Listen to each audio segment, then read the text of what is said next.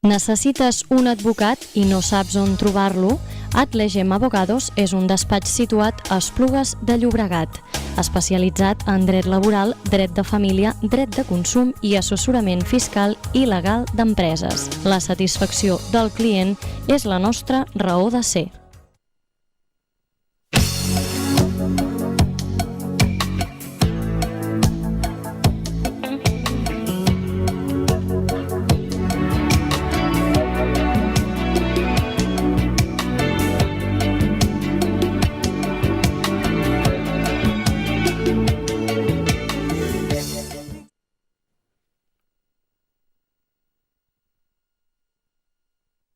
Buenos días, estamos hoy en nuestro programa semanal de Fora Adultas. Hoy tenemos con nosotros otra vez a nuestro compañero Sergio Gil, que ha venido hoy a hablarnos del tema del compliance penal.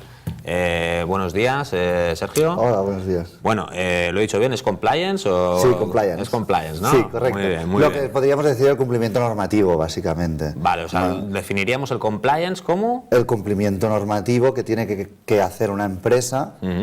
Bueno, son las obligaciones normativas que tiene una empresa frente al Estado. Vale. ¿Y este compliance es obligatorio, no es obligatorio? ¿Cómo nos lo explicarías? No, no es obligatorio. Quiero decir que hoy nos vamos a centrar en el compliance penal, ¿vale? Pero el compliance abarca todo aquello que tenga como obligación cumplir aunque esto no sea obligatorio el penal, pero todo aquello que sea obligatorio para la empresa cumplir, ya sea la ley de protección de datos, por ejemplo, la ley de blanqueo de capitales en determinadas empresas, o incluso, por ejemplo, derechos de imagen, protección de la propiedad intelectual e industrial, ley de la competencia. Bueno, sería todo el marco que implica de que la empresa pues actúe de una manera legal, de una manera ética, además, porque lo que se busca también es que las empresas pues tengan este componente ético que, bueno, hasta hace muy poco pues parecía que no importaba a nadie, y poco a poco pues esto se está introduciendo en la legislación de nuestro país y finalmente ha entrado ya directamente en el Código Penal.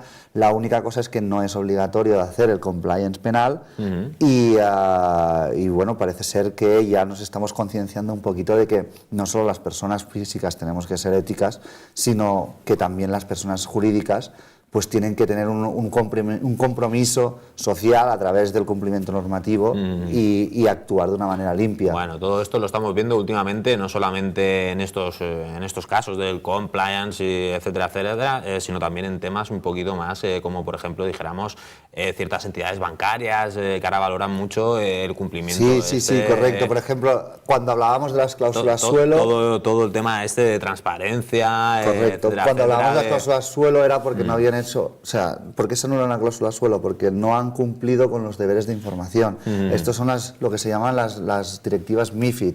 Con lo cual, si un banco hubiera tenido un protocolo de cumplimiento normativo respecto a las MiFID, no hubiera pasado esto y entonces pues no hubieran tenido que pagar todas las sanciones que están pagando. Bueno, sanciones no son sanciones, pero sí que no tendrían que haber devuelto todo el dinero que han tenido que devolver precisamente por trabajar de una manera descuidada y no tener en cuenta el tema del cumplimiento normativo. Vale, entonces dijéramos que, volviendo otra vez al compliance, podríamos decir que ¿para qué sirve exactamente el compliance penal? ¿Qué estamos hablando de que mediante este compliance lo que estamos poniendo es a salvo la responsabilidad de la empresa en un caso penal? ¿O que sí, correcto. Lo que estamos haciendo, haciendo... ¿como una especie de barrera? ¿O? Lo que estamos haciendo es un protocolo de actuación donde intentaremos evaluar los riesgos penales que pueda tener una sociedad, una persona jurídica, es decir, pues yo tengo una empresa de transportes. ¿Cuáles son los riesgos penales que puede cometer esa empresa? Pues desde tráfico de drogas, porque se pueden esconder fardos de cocaína en el camión de uno de mis trabajadores. Tráfico de armas. Trata de blancas. De hecho, ya tenemos sentencia de un caso de tráfico de drogas donde a la empresa se le puso una sanción importante porque uno de sus transportistas llevaba fardos de cocaína dentro del camión y al final pues bueno lo detuvieron, lo encontraron, la empresa no tenía ningún programa de compliance establecido, no había ningún protocolo de actuación y por tanto la empresa, como la persona jurídica, pagó la correspondiente sanción. Quiero decir que antes del 2010 las personas jurídicas nunca respondían penalmente por un delito que haya cometido alguien de la empresa, ¿vale? Antes se decía que una persona jurídica no podía delinquir. Pero esto ha cambiado. Esto ha cambiado, ¿no? Ha cambiado y ahora se considera a las empresas también penalmente responsables. ¿De acuerdo? Entonces, lo que estamos haciendo es poner, como tú bien dices, una barrera a posibles responsabilidades por actos que puedan realizar trabajadores o administradores de la sociedad, pero que no todos los casos van a ser una barrera absoluta, o sea, no va a ser eximentes, ¿vale? Y tampoco, y lo que conseguiremos serán unas atenuantes. Y tampoco vale el hecho de decir, bueno, yo tengo un librito, un papel aquí que es el protocolo de actuación, lo guardo en el cajón y cuando tenga, y si tú eres por ejemplo un trabajador mío, has cometido un delito, pues digo, mira señoría, yo tengo aquí un... Esto me exonera, esto me libra de responsabilidad. Y después dirás, pero es que esto es del 2010 y estamos en el 2017.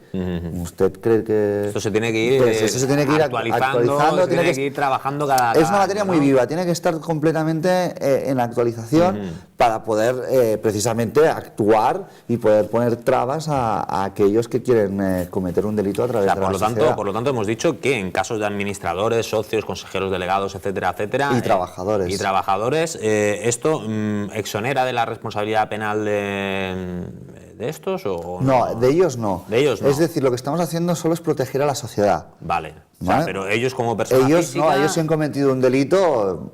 Hablando con plata, ya se apañarán. Vale. Es decir, ellos ya tendrán su propia defensa, pero aquí lo que estamos intentando es que la propia sociedad se proteja de ataques, por decirlo de alguna manera, que le produzcan a otros trabajadores o incluso los propios administradores, que también podría ser que el administrador cometiera un delito y que la empresa se viera afectada. Claro, lo que estás haciendo es proteger, si es una gran empresa, al final, el gran protegido es el socio.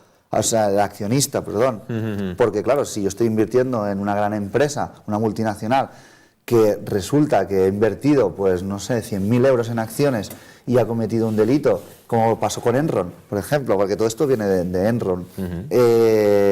Pues ¿qué pasa? Que cierran la empresa y yo me quedo a cero, porque aquellas acciones se devalúan a cero. Con lo cual yo pierdo todo mi dinero. Al final aquí, en última instancia, en grandes empresas, claro, en una SL donde solo estamos tú y yo, pues estamos protegiéndonos mutuamente.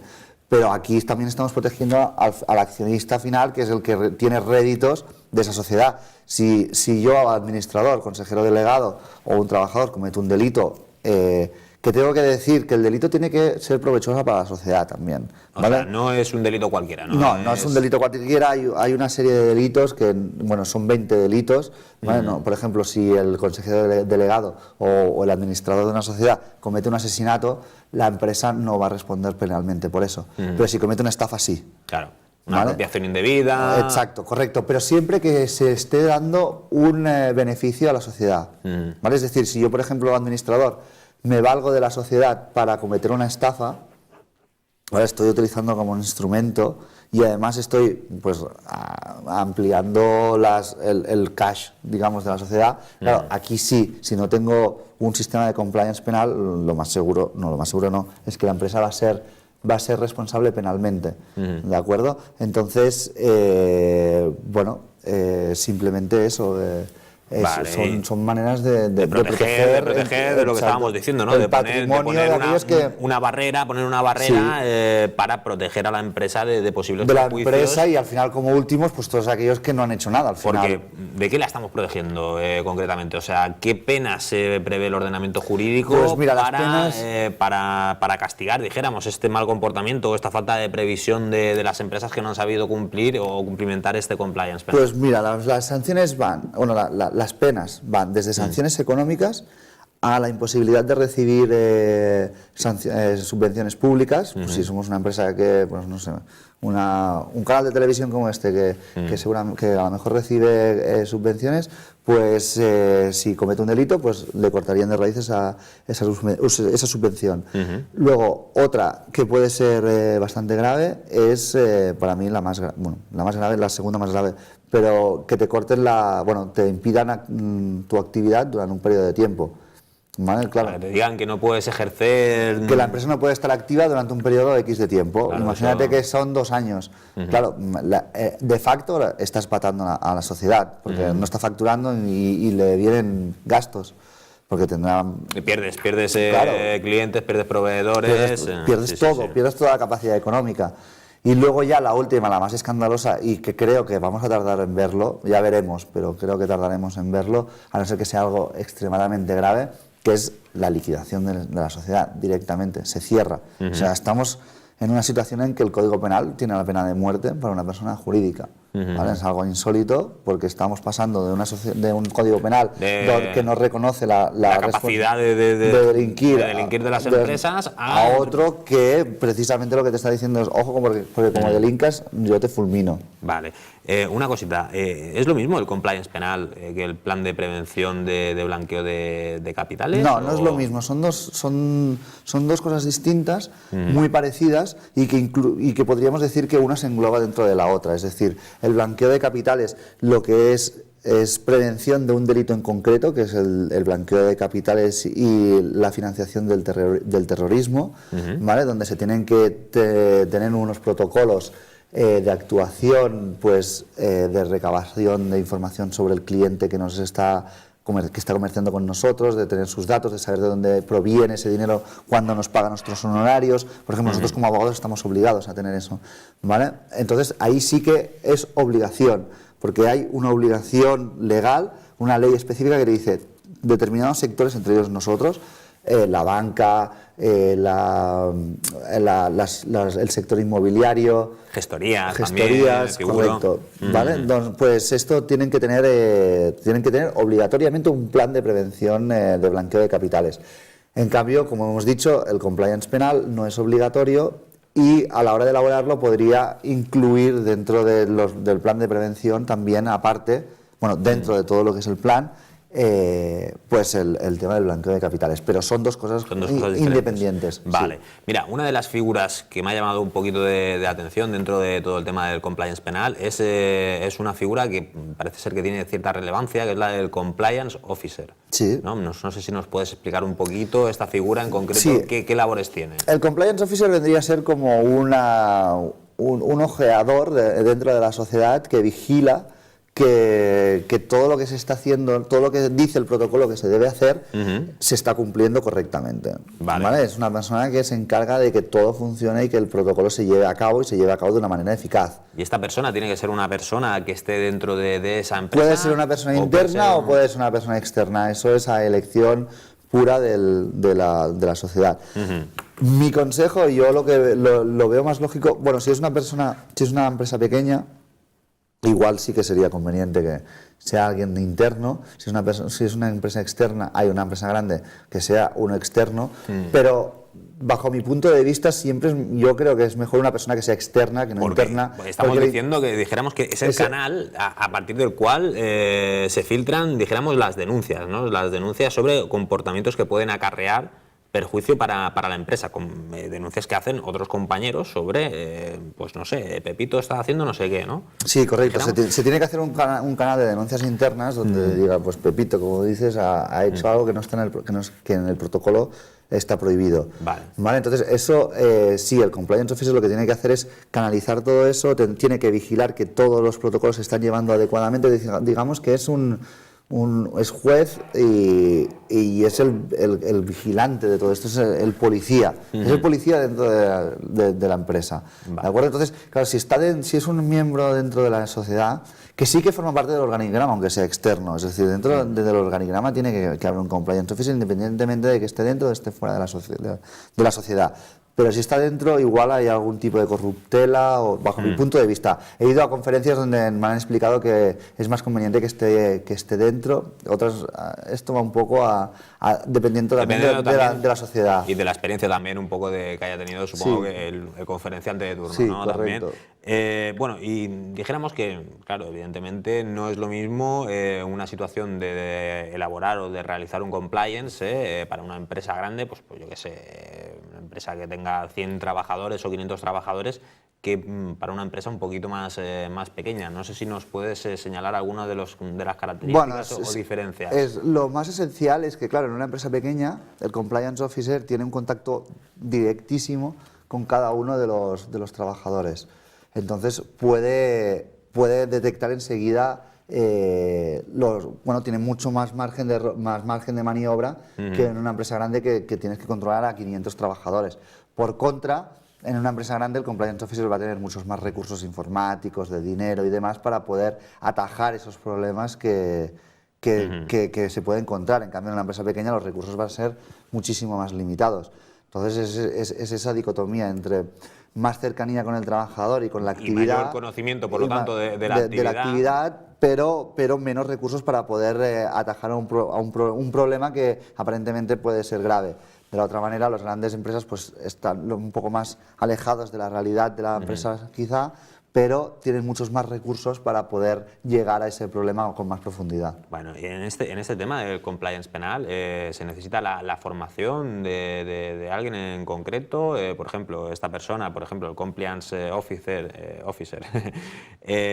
si fuera un compliance officer interno, necesitaría también pues una formación, los propios trabajadores necesitarían una formación. Sí, se tiene que... ¿Cómo se elabora? Además, como mínimo ¿cómo se elabora este compliance? Todo el mundo tendría que tener una formación de qué es es decir, de lo que se está haciendo. Es decir, se tiene que actuar en este departamento así, así, así, y en este otro se tiene que actuar así, así, así. Se tiene que educar a los trabajadores para que precisamente pues, eviten de hacer ciertas acciones que puedan conducir a la realización de un delito. ¿Vale? Y es importante pues, que tengan conocimiento de estos protocolos, de los códigos éticos que puedan haber, del código ético que pueda haber en la sociedad, que el código ético va siempre acompañado del programa de compliance. Es decir, ¿Qué es esto del código ético? Bueno, simplemente es la norma de conducta de la sociedad. ¿Vale? Son como son los valores que tiene la sociedad. Igual que nosotros tenemos nuestra ética y, bueno, pues desde bien antiguo se ha estudiado la ética y demás, pues la sociedad también tiene, las sociedades mercantiles también tienen su ética, también tienen su forma de actuar, es decir, tienen que actuar de una manera limpia, no solo es ganar dinero sin más y a cualquier precio.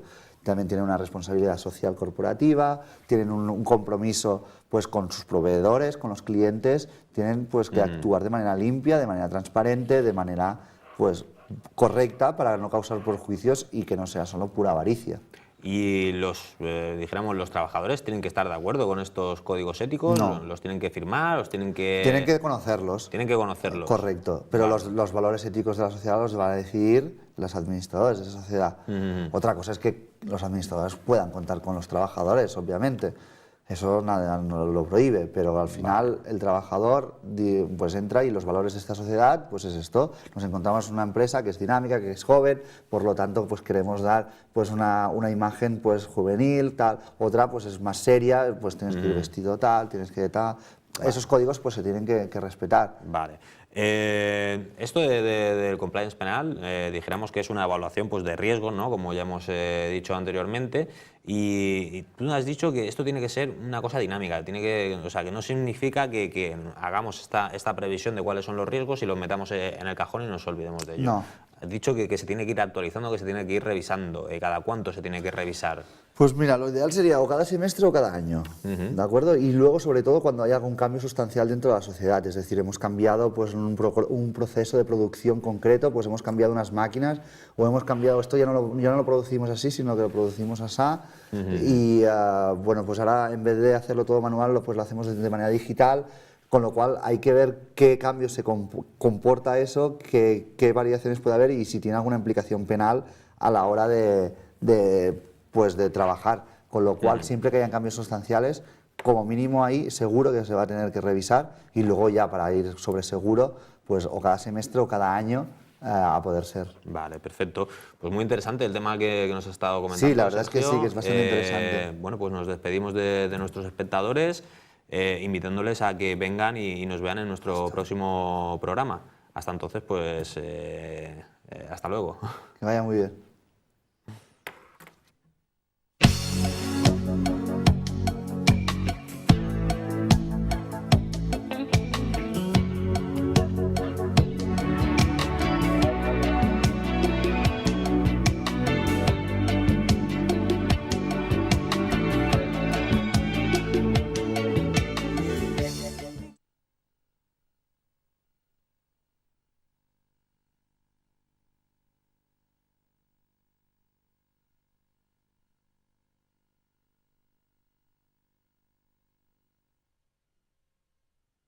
Necessites un advocat i no saps on trobar-lo?